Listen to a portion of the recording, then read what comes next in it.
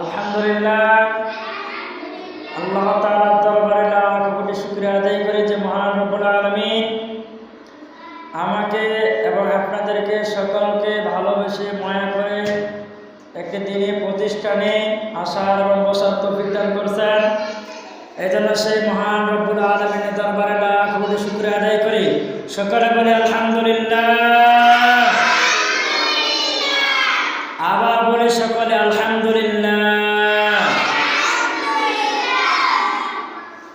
আল্লাহ তাআলা আমাদের দয়া করে মায়া করে এখানে আনেছেন, ঠিক কিনা? কথা বলো ঠিক কিনা? আমাদের মতো অনেক পোলাপান আছে বাড়িতে ঘোরাফেরা করে, একবার কি করে না? অনেকে মাদ্রাসাও যায় না, স্কুলে যায় না, ঘোরাফেরা করে কি করে না?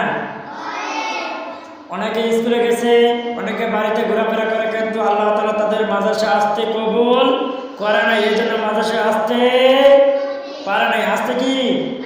কিন্তু আল্লাহ তাআলা আমাদেরকে কি দয়া করে মায়া করে এই জান্নাতের বাগানে আসার এবং বসার তৌফিক দান করেছেন।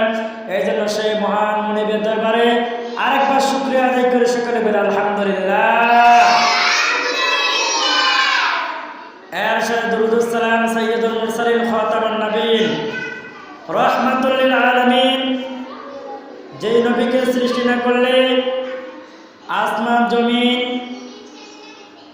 কোনো কিছু সৃষ্টি হইতো না, সেই নবীর প্রতি আমরা সংক্ষিপ্ত দরুদ পাঠ করে সকলে বলি সাল্লাল্লাহু আলাইহি ওয়াসাল্লাম। আর একবার দরুদ পড়ে সাল্লাল্লাহু আলাইহি ওয়াসাল্লাম।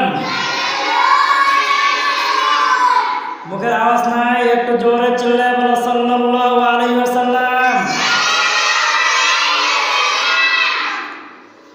হাদিসের মধ্যে আছে কোন বান্দা যদি আল্লাহর রাসূলের উপরে একবার দরুদ পাঠ করে, আল্লাহ তাআলা ওই বান্দার উপরে 10টি রহমত নাযিল করে। সুবহানাল্লাহ।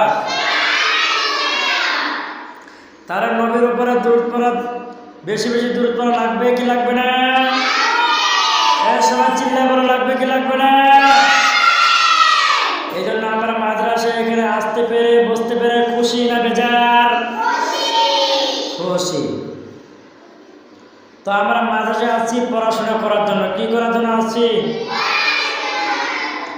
পড়াশোনা করে ভালো মানুষ হওয়ার জন্য, ঠিক কিনা? কথা বলে না, ঠিক কিনা? যেন আমরা তাওয়াক্কুল আল্লাহকে ভয় করনেওয়ালা ভালো মানুষ হই, ঠিক কিনা? এই জন্য আমাদের সকলকে এমনভাবে চলাফেরা করা লাগবে, আল্লাহ রসুল যেভাবে চলতেন, আল্লাহ রসুল যেভাবে ঘুমাইতেন, আল্লাহ রসুল যেভাবে খাইতেন, আল্লাহ রসুল যেভাবে পোশাক পরিধান করতেন, হ্যাঁ, আল্লাহ রসুল যেভাবে মানুষের সাথে ভালো ব্যবহার করতেন, আমাদের সেই সুন্নাত মোতাবেক চলতে হবে, ঠিক কিনা? কথা বলে না, ঠিক কিনা? সেই মোতাবেক আমাদেরকে চলা লাগবে, ঠিক না? এই জন্য সেই মোতাবেক চলতে গেলে আমাদের দ্বীনি শিক্ষা থাকা লাগবে। কি শিক্ষা থাকা লাগবে?